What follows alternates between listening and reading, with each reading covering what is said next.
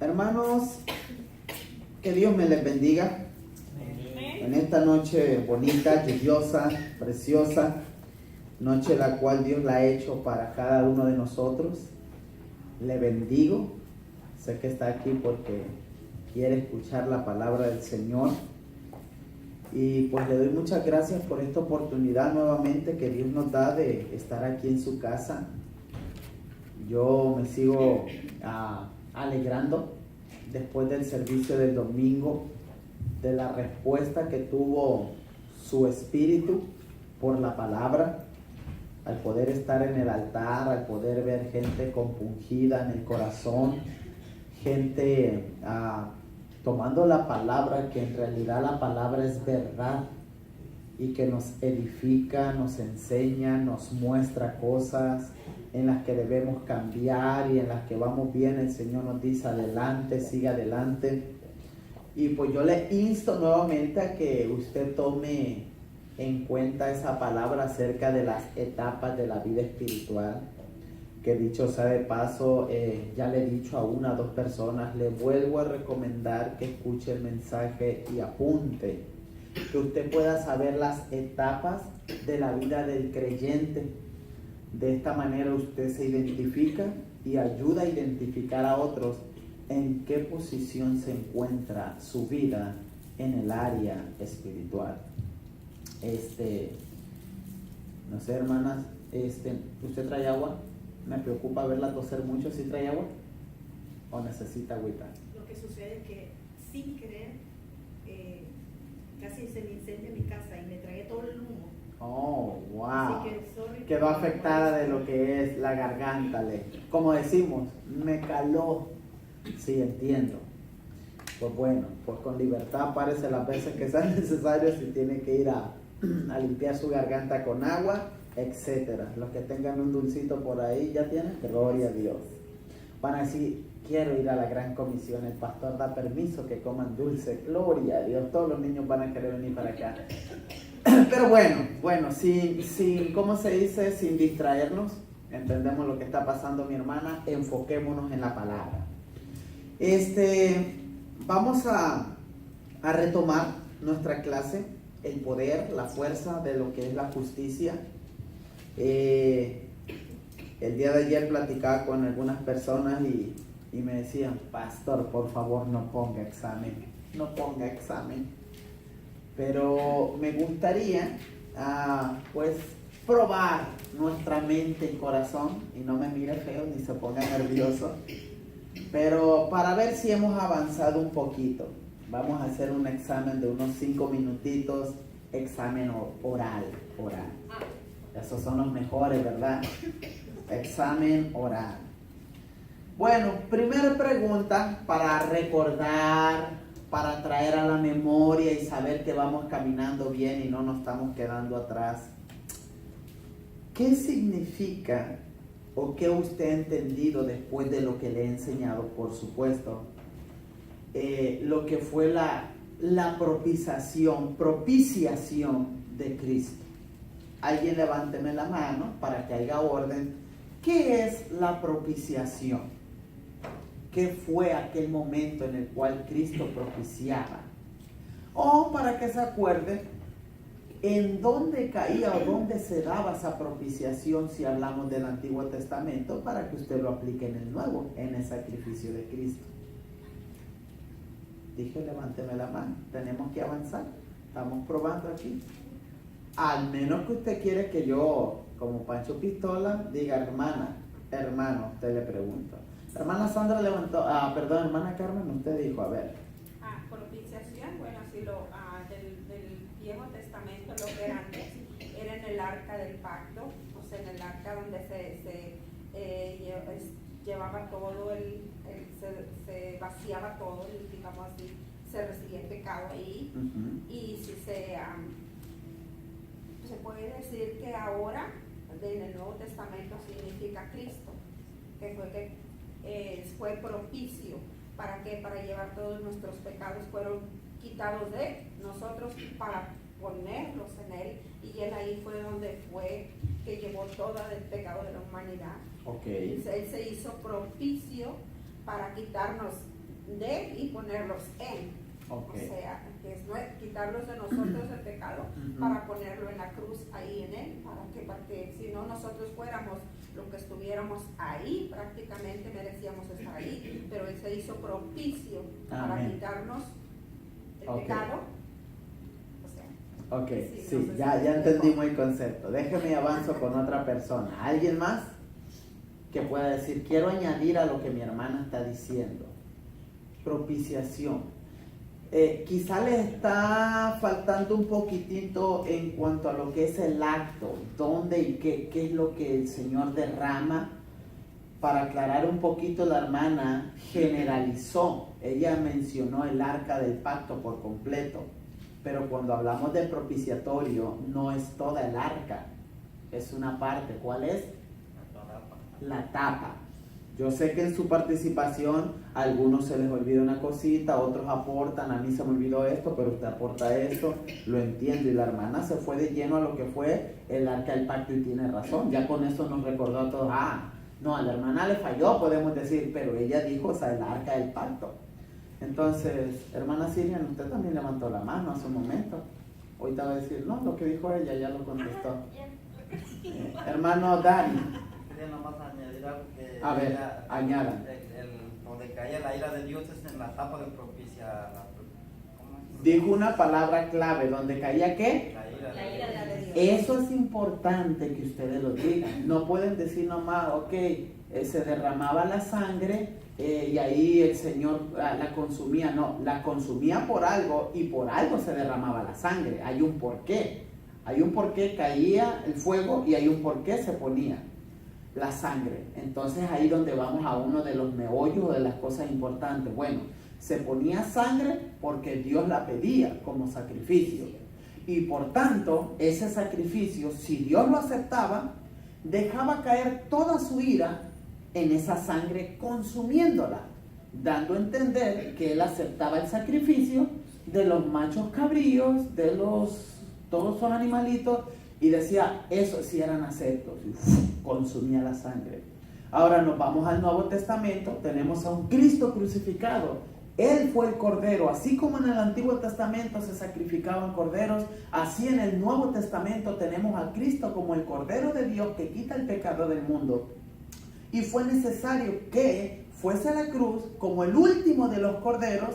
Entonces, al morir Él, la ira de Dios cae sobre su vida a tal manera que muere y el Señor mismo, el Dios Padre, lo manda a las profundidades de la tierra, conocido al Seol, al infierno, a ser atormentado, porque ese tormento a nosotros nos tocaba, mas todos los que nosotros creímos en Él fuimos libres por causa de esa propiciación.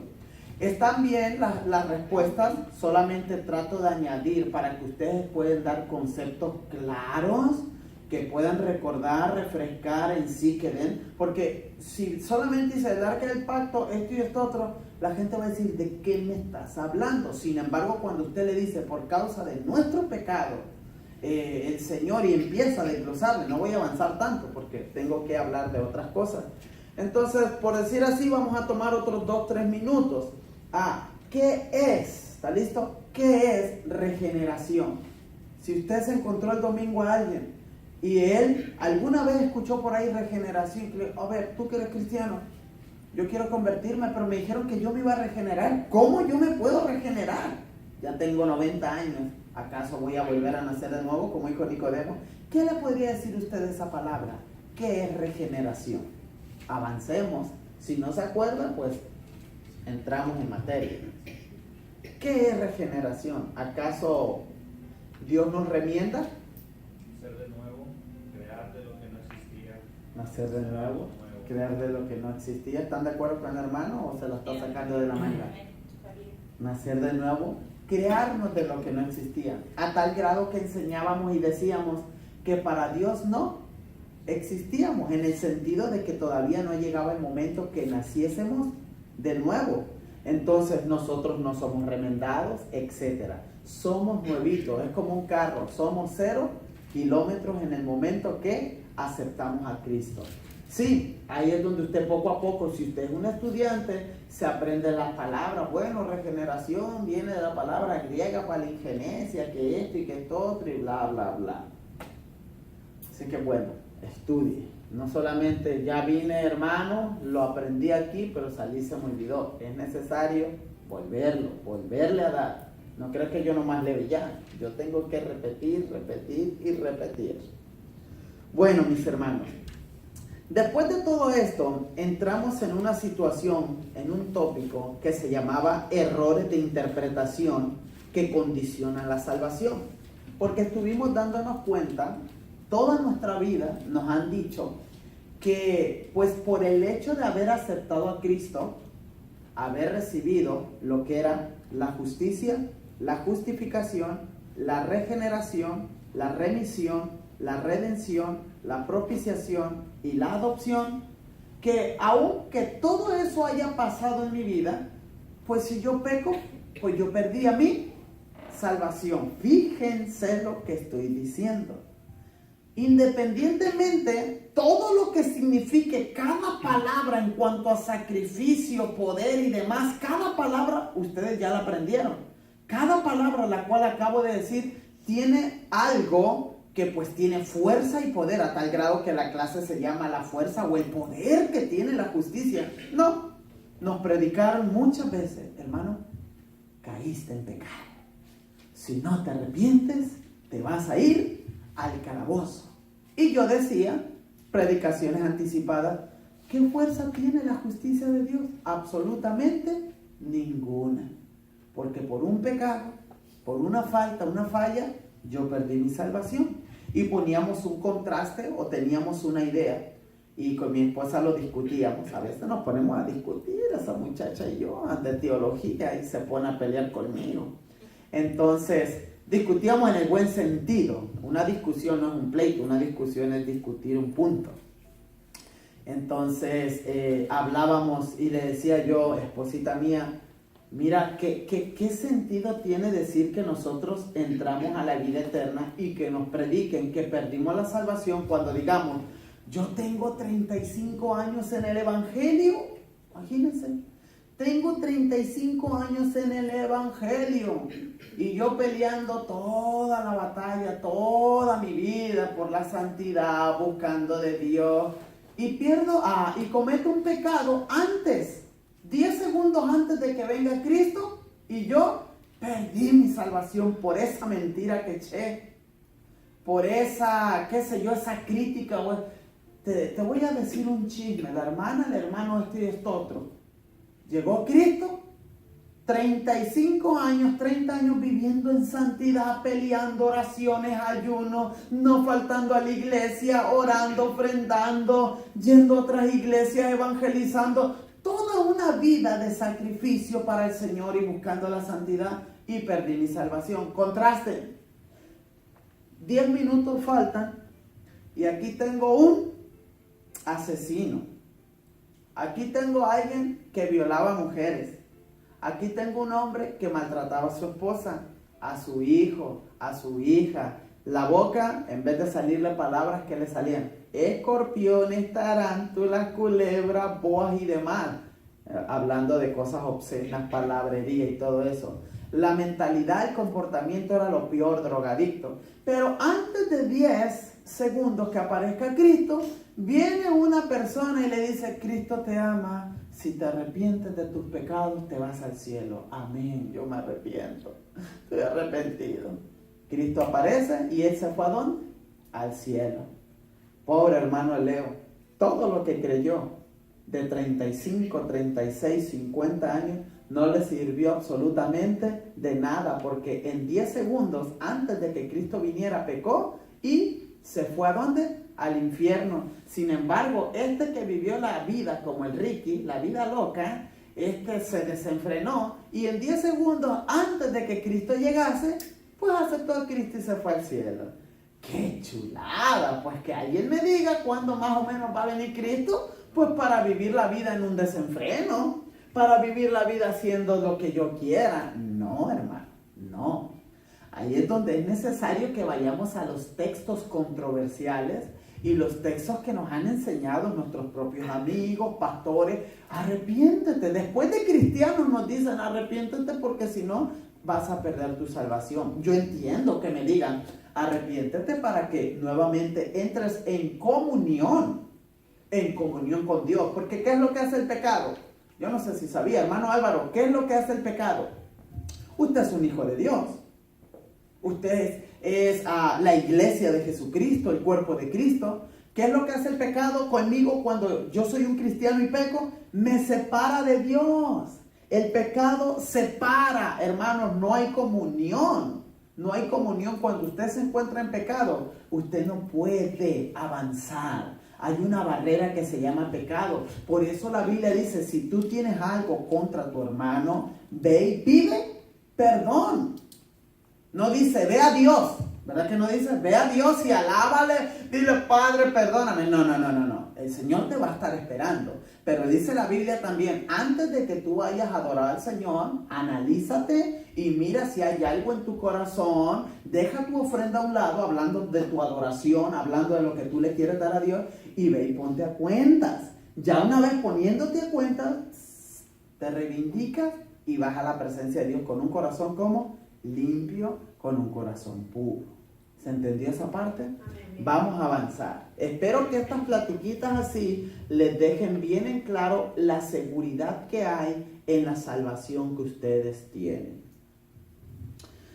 Bueno, déjenme le doy el contexto.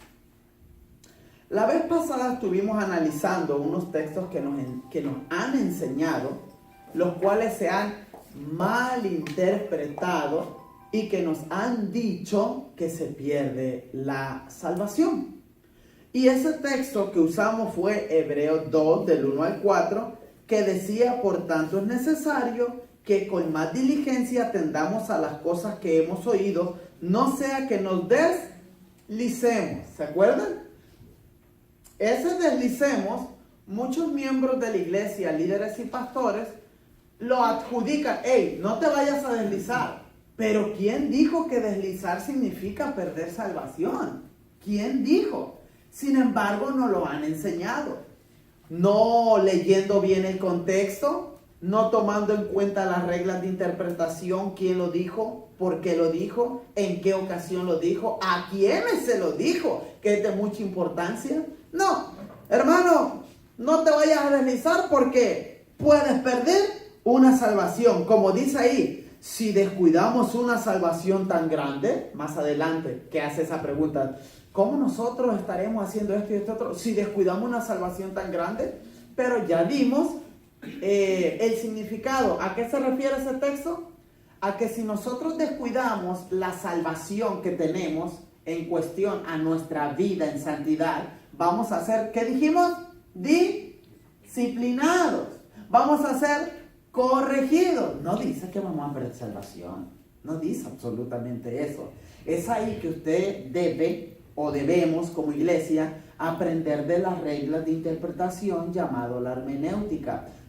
¿Quién está hablando en primer lugar? ¿A quién está hablando? ¿En qué tiempo estaba hablando? ¿Por qué lo dijo? Y de ahí empezar a ver, ¿qué es esto? ¿Una parábola? ¿Qué es esto? ¿Una carta? ¿Qué es esto? O sea, no nomás leer por leer. Hay parábolas, hay cartas. Mi pregunta sería, de los proverbios, ¿se puede hacer una, ¿cómo se le llama? ¿Una base bíblica? ¿Una doctrina? Esa es una buena pregunta. Los proverbios son como ejemplos de vida. ¿Sí se ha fijado? Hay sabiduría. Pero la pregunta buena sería, porque uno dice la Biblia, yo la leo y hay que vivirla así como está y la aplica. Mi pregunta es, ¿de los proverbios se puede hacer doctrina? Échese ese trompo a la uña y estudie. Estudie. No nomás es agarrar la Biblia. Claro, de los proverbios aprendemos mucha sabiduría. Pero doctrina, vamos a ver. Bueno, ya pasamos lo que era Hebreos 2 del 1 al 4. ¿Qué otro texto vimos por aquí? Déjeme mi recuerdo. Solamente estoy dando un pasón para entender bien lo que vamos a ver. Mencionamos Hebreos 2.2, Hebreos 2.2 lo mencionamos, que ese texto dice, porque si la palabra dicha por medio de los ángeles fue firme y toda transgresión y desobediencia recibió justa retribución. Ahí está, justa disciplina, haciendo alusión que si aquella gente recibió el evangelio por los ángeles primeramente y luego por los profetas, oigan, ¿cuánto más que nosotros, a nosotros nos predicó el mismo Dios, Cristo? ¿Cuánto más no vamos a ser disciplinados y vamos a recibir justa retribución? Y hay textos que paralelos, textos que apoyan esto, que dice la palabra de Dios: el padre que ama, corrige a sus hijos. Y también dice que castiga y que nos disciplina, etcétera, etcétera. ¿Qué otro texto vimos? Un texto muy fuerte vimos, fuerte, que yo antes, hermano, años atrás, y que incluso hay muchos que siguen con la misma posición, me dijeron, eso no es lo que quiere decir ese texto. ¿Cuál fue el texto que tocamos? Corintios, hermano. Corintios 5 del 1 al 5, donde descubrimos que el hijastro se estaba metiendo con su madrastra. En 1 Corintios 5 del 1 al 5, perdón. 5 del 1 al 5. Entonces a mí me tocó compartir este texto con algunos pastores, preguntar, y yo les decía, mira, estoy entendiendo la fuerza de la salvación, y que como que no es lo que parece, lo que nos han dicho, que ay, ya pequé, perdiste la salvación, arrepiéntete, te vas. Entonces ese texto lo presentó un hermano y me dice, es el único texto que habla de ese individuo que pecó con su madrastra y que dice más adelante que será entregado a Satanás para que su cuerpo sea destruido, a fin de que su espíritu sea salvo el día del Señor, el día del juicio. ¿Me entiendes? Entonces, no. Y como hay una gran verdad en esto, como me contestó un compañero, un pastor, hay una gran verdad. No puedes hacer teología o no puedes hacer doctrina de un solo texto, que esa es una de las reglas que se enseña. No podemos hacer, doctrina de un solo texto, porque para hacer doctrina hay que corroborar con diferentes textos bíblicos de que eso es así. Mira, esto dice la Biblia. Por ejemplo, para que tenga idea de lo que es el estudio en la hermenéutica. Por ejemplo, la Biblia dice que Pablo, creo que fue a los mismos corintios, les dice que las mujeres usen velo, pero de ahí en fuera usted busque otro texto que indique que las mujeres deben de buscar velo, no lo va a encontrar. Entonces ahí tiene razón la Escritura, donde dice que de un solo texto no podemos hacer doctrina o una enseñanza para que la iglesia lo viva. Otra de las cosas que nosotros debemos de entender cuando leemos la Biblia, no es de que todo lo que dice la Biblia va a ser aplicable a nosotros. Por ejemplo, el mismo texto. Allí se les decía que las mujeres usaran velo.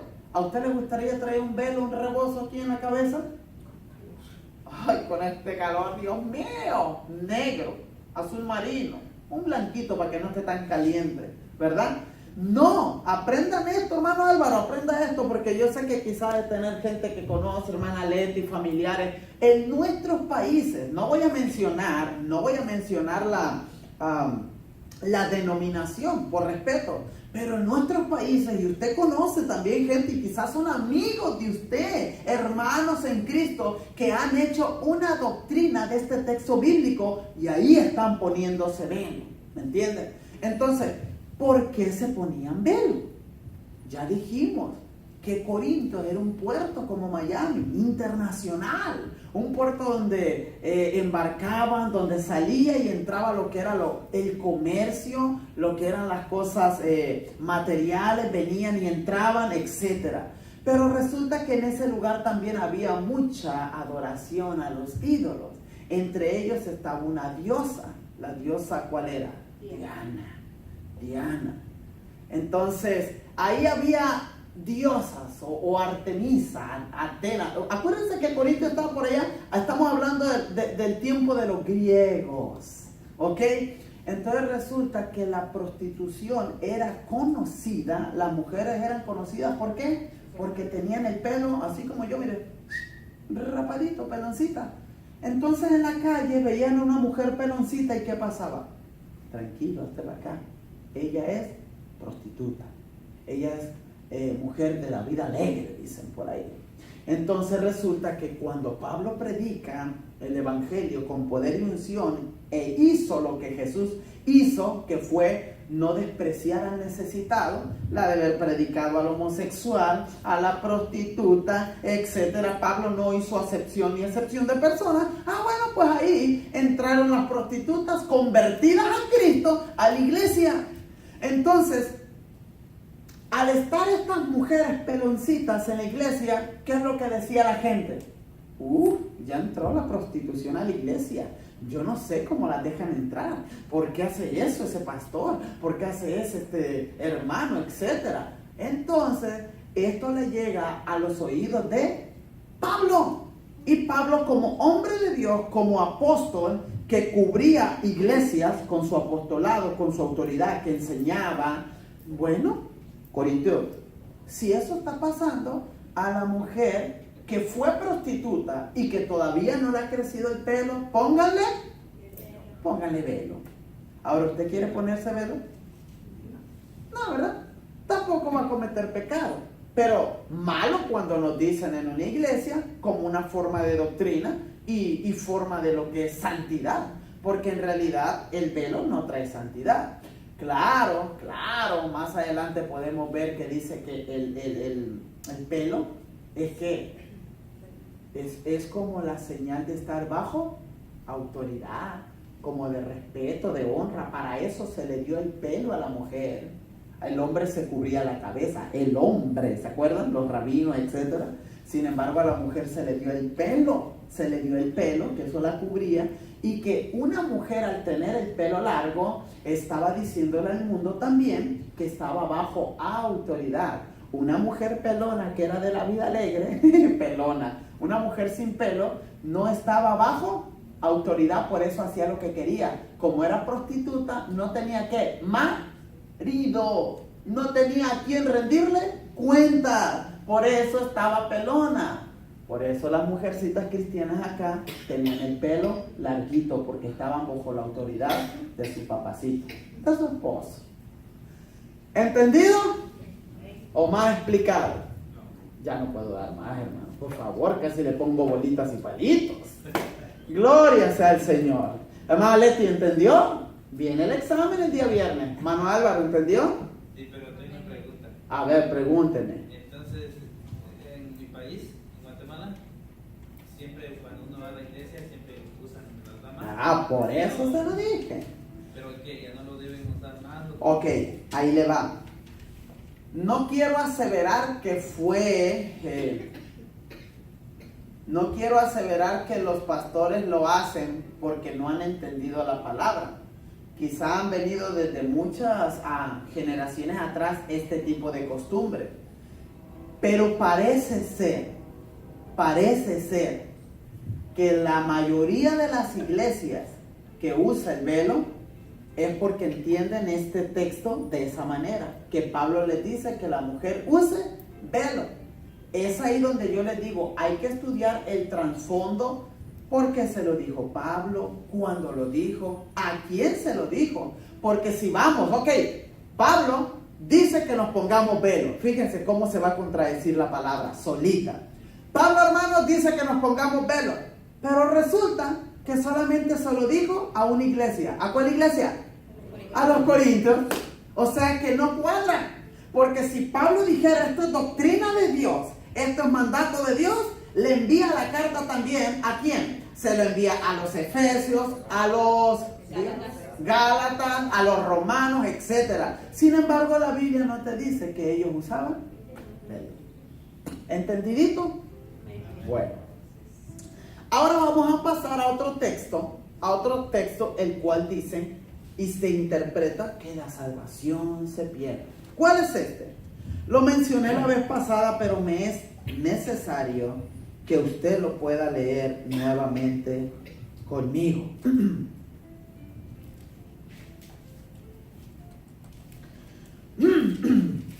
Dice, porque es imposible que los que fueron una vez iluminados y gustaron del don celestial y fueron hechos partícipes del Espíritu Santo, y asimismo gustaron de la buena palabra de Dios y los poderes del siglo venidero, y recayeron.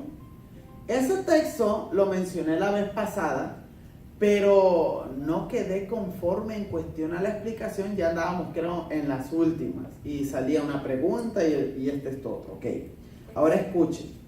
Fíjense que aquí no traigo la cita bíblica. Hace rato les dije yo 1 Corintios 5, 1, 5, ¿verdad? Pero estaba hablando del individuo.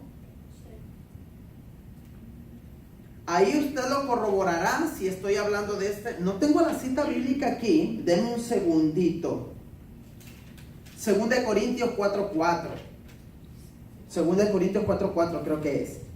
Pero déjeme y leo. Anyways, la cita la podemos encontrar en cuestión a lo que es la cita. Pero la palabra está, mire. Porque es imposible que los que una vez fueron iluminados y gustaron del don celestial y fueron hechos partícipes del Espíritu Santo, y asimismo gustaron de la buena palabra de Dios y de los poderes del siglo venidero y recayeron, sean otra vez renovados para arrepentimiento, crucificados de nuevo para sí mismos al Hijo de Dios y exponiéndole a vituperio. Fíjese lo que leí ahí: crucificados de nuevo para sí mismos al Hijo de Dios, es crucificando, y exponiéndole a vituperio, porque la tierra que bebe la lluvia, que muchas veces cae sobre ella y produce hierba provechosa a aquellos por los cuales es labrada, recibe bendición de Dios, pero lo que produce espinos y abrojos es reprobada, está próxima a ser maldecida, y su fin es el ser quemada. Por eso este texto no está tan fácil de comprender. La vez pasada lo leí, avancé y lo desglosé, pero pues yo me pongo y escucho lo que yo hablo. Y yo dije, no quedó comprensible este texto. Vamos a ir leyendo por parte, porque este texto nos lo han enseñado con la palabra sencilla. La palabra recaer nos han enseñado que nosotros como cristianos pues tenemos la probabilidad o recaemos. Que la palabra recaer la vamos a ir viendo ahorita según el contexto. Miren, lo primero que debemos de tomar en cuenta es que a quienes se les escribe la carta son creyentes genuinos, convertidos al Evangelio mediante la fe de Cristo. Vamos despacio. Nuevamente, todo este texto que está muy fuerte, mucha teología allí, profundo, muy fuerte. Lo primero que debemos entender, tomar en cuenta, es que a quienes se les escribe la carta son creyentes genuinos. Son convertidos al Evangelio por medio de la fe en Cristo.